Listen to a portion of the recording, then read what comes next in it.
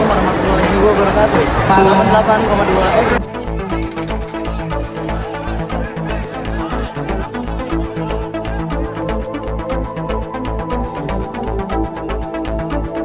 Assalamualaikum warahmatullahi wabarakatuh. Selamat malam pemirsa, kembali bersama saya Abi Rapsenjani di laporan terkini bersama mata kuliah Teknik Reportase dan Investigasi Berita yang dibimbing langsung oleh dosen pengampu mata kuliah Bapak Dr. Adi Kusuma SIKOM MSI.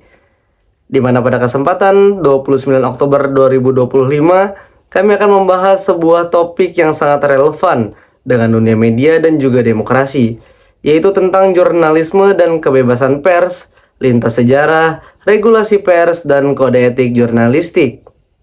Pemirsa, jurnalisme adalah salah satu profesi yang memiliki peran vital dalam kehidupan bermasyarakat. Definisi sederhananya, jurnalisme adalah praktik pengumpulan, menulis, menyunting, dan juga menyebar luaskan informasi yang akurat dan relevan melalui berbagai media. Tujuannya tentu untuk memberikan informasi yang benar dan dapat dipercaya oleh publik. Dalam praktiknya, jurnalisme memiliki elemen-elemen penting, mulai dari kewajiban menyampaikan kebenaran, menjaga independensi, melakukan verifikasi fakta, hingga memberi ruang bagi kritik masyarakat.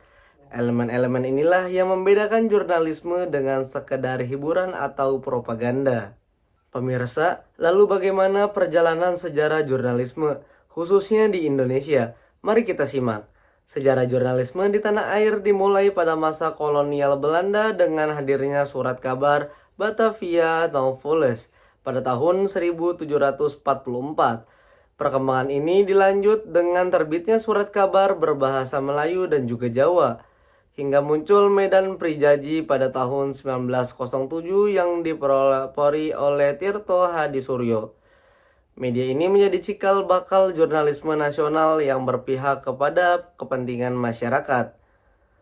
Pada masa pendudukan Jepang, pemirsa, media digunakan sebagai alat propaganda.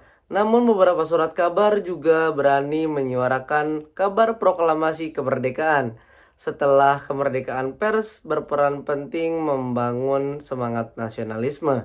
Namun pada era demokrasi terpimpin hingga Orde Baru, kebebasan pers ini semakin terkekang.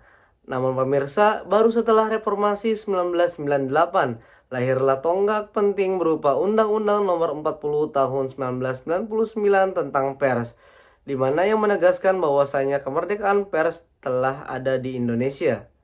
Pemirsa, regulasi inilah yang menjadi dasar kebebasan pers di tanah air.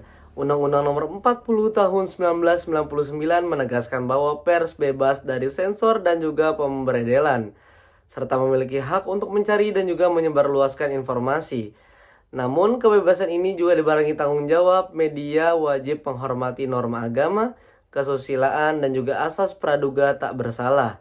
Wartawan pun diberi hak tolak untuk melindungi sumber berita, sementara publik berhak atas hak jawab dan juga hak koreksi, di mana kehadiran Dewan Pers sebagai lembaga independen juga memperkuat peran regulasi dan juga fungsi melindungi kebebasan pers sekaligus mengawasi pelaksanaan kode etik jurnalistik.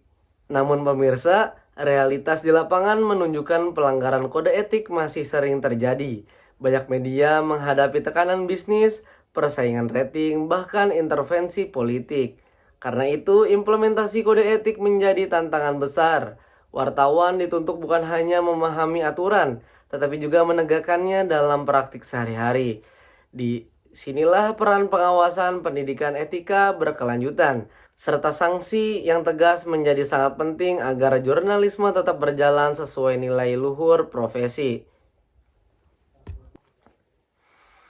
Pemirsa, uraian tadi dapat kita simpulkan bahwasanya jurnalisme bukan sekedar menyampaikan informasi, tetapi juga menjaga demokrasi melalui berimbangan, kebenaran, dan tanggung jawab sosial. Sejarah panjang jurnalisme di Indonesia telah menunjukkan betapa pers kerap berhadapan dengan dinamika politik dan juga kekuasaan di negeri sendiri. Namun dengan adanya regulasi undang-undang pers dan penerapan kode etik, diharapkan jurnalisme Indonesia mampu menjadi media yang independen, profesional, dan juga berpihak kepada kepentingan publik.